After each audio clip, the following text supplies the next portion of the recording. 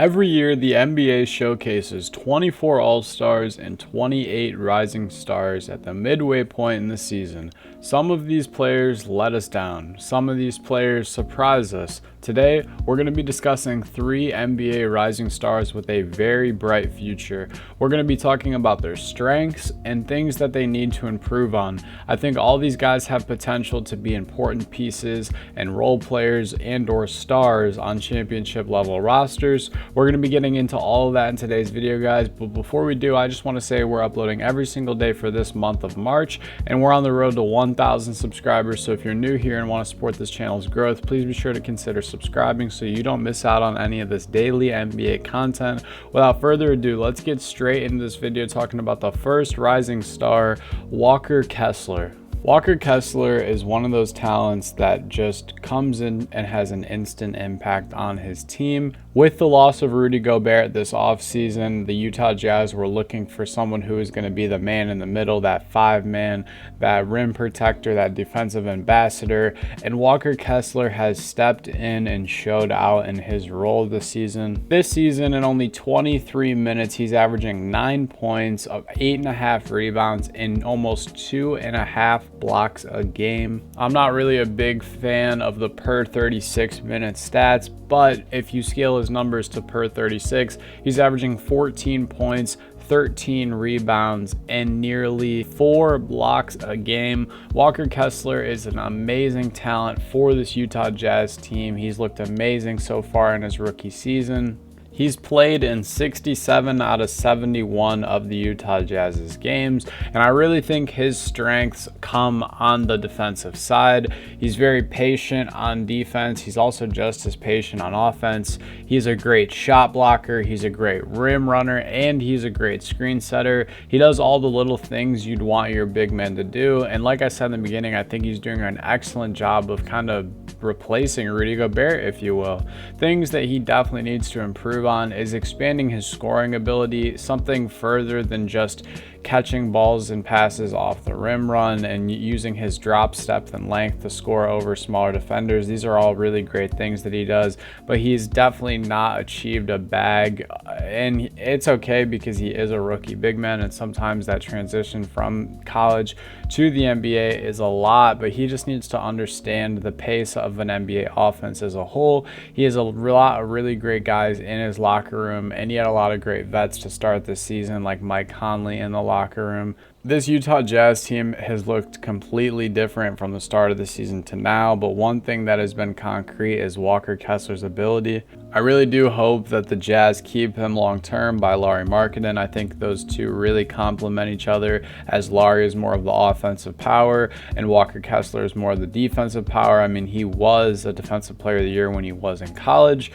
I think Walker Kessler has the potential to be a defensive player of the year, or at least a defensive player of the year candidate in the near future. I'm hoping next season we see his minutes go up to 30, maybe 32 minutes a game. That's all I really have to say about him. As for the second rising star we're going to be talking about today, Franz Wagner. Many of you guys know the name, and for good reason. He is one of the brightest spots on that Orlando Magic team. Franz Wagner this season is averaging a little shy of 19 points, 4 rebounds, and 3.5 assists. My biggest red flag with Franz Wagner is his 3-point inefficiency, or I guess you'd say 3-point lack of consistency. If you just go to a shot chart month by month, this season when it started in November, he shot 19% from 3. Then the month of December, he shot nearly 40%. Then the month after, he shoots 37%. The month after, he shoots 44%, then 35%, and then back down to 31%. It's been, I guess you could say, somewhat hard for him to find a rhythm shooting the ball, but he has gotten more than enough starter reps. Right now in the season, I believe he's sitting at around 36% from 3, so he is a pretty good 3-point shooter. The problem is he goes on these spurts where when the volume starts to skyrocket, sometimes he's not efficient, and he keeps letting it fly, which I do like in a shooter. I do like when he doesn't get discouraged, but last night's just a really great example of that. They lose a 6-point game to the Lakers, and he goes 0 for 8 from 3-point land. The night before, he goes 2 for 7. Date back a couple more more nights. Against the Milwaukee Bucks, he goes 1 for 6.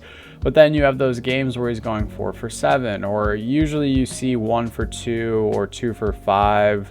That's kind of in the range. He's probably averaging around 5 3-pointers a game. Another thing that he needs to improve on is his facilitating. Now, as a small forward, it's not really something that's super demanding that he is an elite level passer, but I do think if he can improve his assist numbers up to maybe 5 or 6 a game, that it would be absolutely an immense amount of help to this Orlando Magic team. Outside of Markelle Fultz, there's not really that many great facilitators on this roster, and he could definitely be one of them. The two strengths I have for Franz Wagner is obviously his scoring ability. He has a really quick shot. He's great shooting off the screen. He uses his size really well, which brings me to my second strength, his rebounding ability.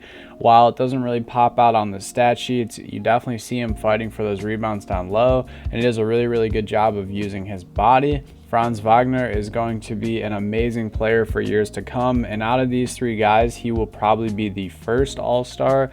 And it's awesome that he's from Germany. He's another international prospect just dominating the pros here in America. Shouts out to Franz Wagner. Shouts out to the entire Orlando Magic roster. The third and final player we're going to be talking about today is Jaden Ivey. Since Cade Cunningham has gone down, Jaden Ivey has been a ton of fun to watch this season. This season, in 30 minutes, he's averaging 15 points, 4 rebounds, and a little under 5 assists a night. He's shooting 41% and 33% from the three-point line. Something I absolutely love to watch about Jaden Ivey is just his growth overall and kind of trying to handle this offense. We're seeing a lot of, not missed games from Killian Hayes.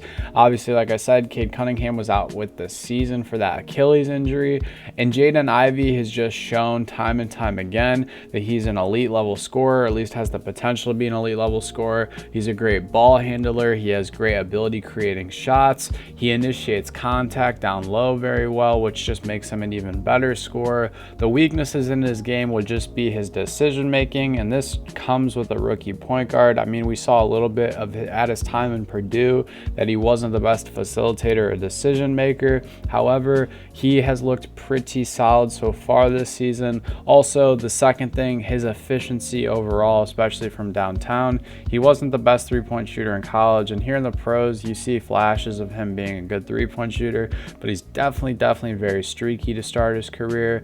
However, I really do think Jaden Ivey has all-star potential, if not borderline all-star potential. I mean, he could definitely be a 20-5 type of guy, but the standard for being an all-star has definitely gone up over the years. But what do you guys think? Which one of these three NBA rising stars has the most potential to you? If you guys made it this far, I appreciate your support as always. Hope you guys have a great rest of your day. Stay happy, healthy, and blessed. Peace.